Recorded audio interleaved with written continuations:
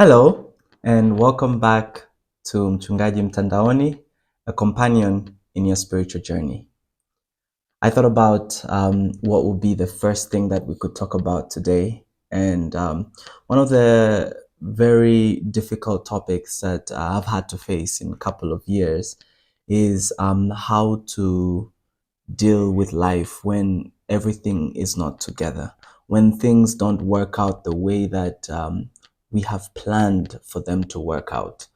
I remember when I was young, it was always like knowing, like, from this age, I'm going to be here, this age, I'm going to be here, I'm going to achieve this by this time, by this time, by this time. But then eventually, after a while, I realized that I have not realized the dreams that I had intended to realize. And sometimes it can be so discouraging. I know that I have friends who are seeing that, okay, this is what life is. And sometimes it could be so discouraging and it could break your heart. It could make you even turn from being a social person you were to being someone who is no longer with people. It could even give us some mental health issues. And so I felt like it's so important that we can talk about this together and see what do we do as Christians when our life is not together, when things don't work out the way that we wanted them to work out. I have 7 things that I will suggest that personally have been of help to me, especially in realizing that, okay, things have not worked out the way I wanted them to work out, and how is it going to be? What am I going to do? So the first thing is to realize that we are living in a great controversy. And sometimes things are just the result of sin. And it's not really correlated to the actions that you have done. You could be a hard worker, but still things don't work out. You could exercise so hard, but still fall sick. You could really envision to have a career goal, plan out there, but still somebody is out there who is blocking your opportunities and causing you to lose these opportunities. And you know, it made me really think about the story of the woman who suffered for 12 years with the issue of blood. I mean, the Bible doesn't tell us that she did anything to deserve. Like, you can see this in like Mark chapter 5 verses 25 to 34. She didn't do anything to deserve falling sick for 12 years, suffering, losing everything, friends, because you know, in the biblical culture, when you had the issue of blood, or when you're in the days of the month, you were considered unclean. And you could see the woman, like, didn't deserve all this, but yet it happened to her. Or even that paralytic man I was just observing in John chapter 5. For 38 years, he's there by the pool, being paralyzed. Like, you could just bring yourself to question, like, imagine if this was my life. Like, if I'm born and for 38 years I am just unable to move, and I'm by the pool with other people who are also paralyzed and have different ailments, they're blind, they're lame, all that kind of thing.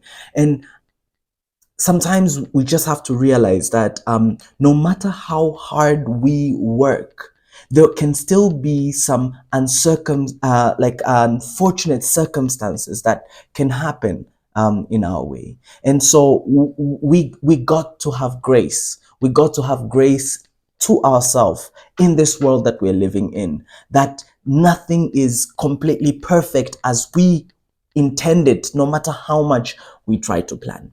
And the second thing that I thought about that we could share together is, don't put unrealistic expectations on yourself, on others. By no means, I'm not trying to excuse laziness, procrastination, and etc. But sometimes we really over expect upon ourselves. Sometimes we can tend, sometimes I look at myself and I'm like, I failed in life. I have not achieved what I wanted to achieve. But why don't we look at the journey that God has taken us through, the accomplishments that He has allowed us to achieve until this point, and instead of putting this unrealistic expectation on ourselves. We're living in this generation. You're supposed to finish at this time. You're supposed to get a job at this time. You're supposed to get married or marry at this time, have children at this time. We should stop putting this expectation over ourselves. And you could see how Jesus had so much grace for his disciples. I remember when he was in the Garden of Gethsemane and he's like, hey guys, let's stay up. Let's stay up and pray, because what is ahead of us is so challenging. Comes back, they're sleeping. It's like, let's stay up, guys. I've asked you, like, stay up, and they sleep again. And you see, Jesus never really like turned angry and turned at them and say, I've been with you for 3 years. What's going on? You guys are failures. He still showed grace. We saw how he treated Peter when he forsook him. We saw how he treated John. We saw how he treated the disciples when he had resurrected. So sometimes we've got to have a little bit of grace upon ourselves and just not put that unrealistic expectation. Number 3, I believe that we should not dwell on past decisions or results. When you look at Paul in the book of Philippians, he says that forgetting what is behind me and pressing on towards the mark of a high calling.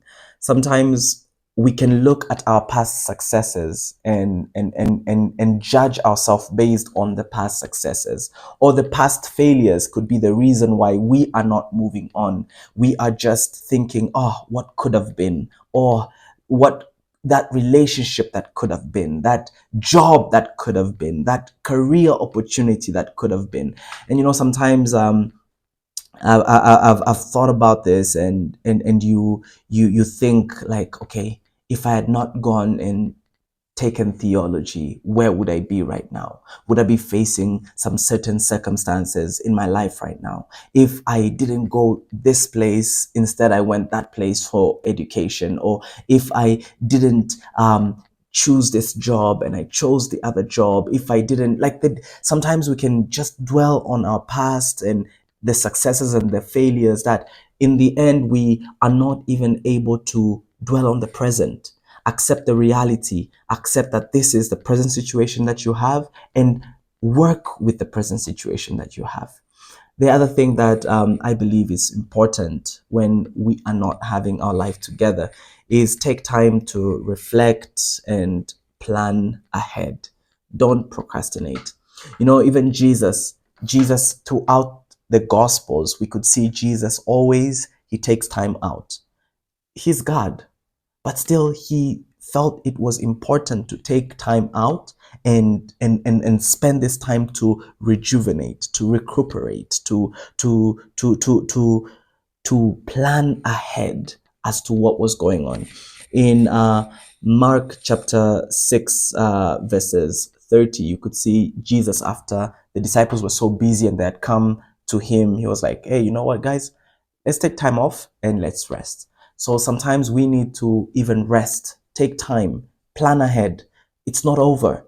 Life is still so full. Life still has so much to promise. It's not too late, and you can plan ahead. And the other thing that I want to talk about today is to be content with the stage that you're in. Not complacent, but content. You see, Paul, he gave up so much for the work of God. And in Philippians chapter 4, verse 11 to 13, it's so interesting the way he just says, I've learned to be content in all situations, whether I am abounding or whether I am lacking, whether I am full or whether I am hungry. Like all this kind of situation, Paul learned that he is content. Take a look at your life. What has been going on? What has God given you? And we can find contentment. This is why that powerful verse that many people use and abuse, it says, I can do all things through Christ who strengthens me. That I can do all things is not that he is superhuman, but in other words, he was saying that I am able to be content because God is strengthening me. Sometimes we have to learn contentment. We have to be happy. We have to rejoice. We have to know that God is in control and He will enable us in the situation that we're facing. Number 6 is do not neglect the circle of people who are around you. Paul is in prison. And when he's in prison, he's like, I want us to read this one in Second Timothy. Second Timothy chapter 4, verses 9. Second Timothy chapter 4, verses 9, Paul is in prison. And you could see he says two things. Two times he mentions this. Second Timothy 4, verses 9, it says, be diligent to come to me quickly. Verses 10, for Demas has forsaken me, having loved this present world, and has departed for Thessalonica, Crescens for Galatia, Titus for Dalmatia. Only Luke is with me. Get Mark and bring him with you, for he is useful to me for ministry. And you can see he repeats it again, when you look at where is it? Where did I observe it again? There's a part again that he says, come quickly. Verse 21. It says, do your utmost to come before winter. Like Paul wants the companionship of Timothy. He wants him there. And you could see how important our friendship circle is. In times when life is not together, when sometimes we're feeling discouraged, it's so easy to withdraw and be like, you know what? My friends have got their things figured out and I haven't. And therefore you can end up being so lonely, being so alone because you are withdrawing because you feel like your life is not together. But we need friendships. We need companionship. Talk to the people who love you because they love you. And when you talk to them, they can encourage you, they can lift you up, they can strengthen you in your trying hours. And this is why we are here for one another. And I believe, I remember there are several times when I'm like feeling like, okay, you know what? Things are not going the way that I wanted them to go. My PhD that I'm pursuing right now is not working out the way that I wanted it to work out. And when you talk with friends, they help you see that it's okay. It's okay to take a break. It's okay to work harder. You can start again. You can do it again. You can make it. And a friendship circle is so important. But last but not least, the most important thing in this time when life is hard, it's trying, you feel like nothing is together, is trust that God has the best in store for you. You know, it is so difficult for us to compare ourselves to others, feeling as though I should be where they are. Why has this opportunity not come for me? This child I've been praying for not come for me. This relationship that I want to have is not working out. The marriage is not working out. Education is not working out. I don't know where you are in your point of life, but you know, like sometimes when we are living in this world, you can feel as though, hey, you know what? God doesn't have what is best for me. In fact, He has never had what is best for me. And this is a temptation that the devil really tries to make us believe in, that God doesn't have the best in store for you. The devil has what is best. Just live your life. But we got to trust in our God that He has the best for us. I'm remembering John the Baptist when he sent like news to Jesus and it was like, hey God, is this it? Like, are you the Messiah? Or are we supposed to wait for another? And Jesus like answered and said, you have done your part.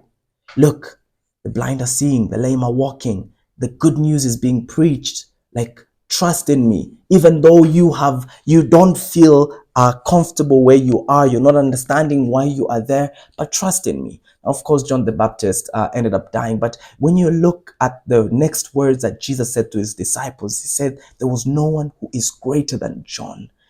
God saw that John had already done his part. And you know, we have to put our mindset into the great mindset of what is going on all around us. Trust that God knows what is going on. And if he has allowed you to be where you are, be in that family, be in that work, be in that role, in that company, be in that school, that he knows what is best. And you know what? We got to submit and trust. God tells the people who are in exile in Jeremiah chapter 29, verse 11, that I know the plans I have for you, plans to prosper you and to give you peace. You know, God wants the best, not to harm us. He actually wants the best for us. Why can't we trust in him? When things are just not working out, when we feel as though what we wanted to have in life or where we wanted to be, we are not there. Why can't we trust in him? So a couple of these things have been very helpful in my journey, especially when I've been discouraged, when I have felt as though this is unfair. Why am I in this situation? Maybe perhaps in my career, it could be in my academic journey, it could even be in the relationships that I have, that sometimes you feel like, you know what, I don't understand why I'm here. But you learn that through it all, God is still in control and our life is in his hand. Our lives are in his hands. Trust in him. You're going to make it through and he is going to carry you through the storm that you're facing. Please join me again next time as we'll be exploring more things to help us on our spiritual journey. Take care.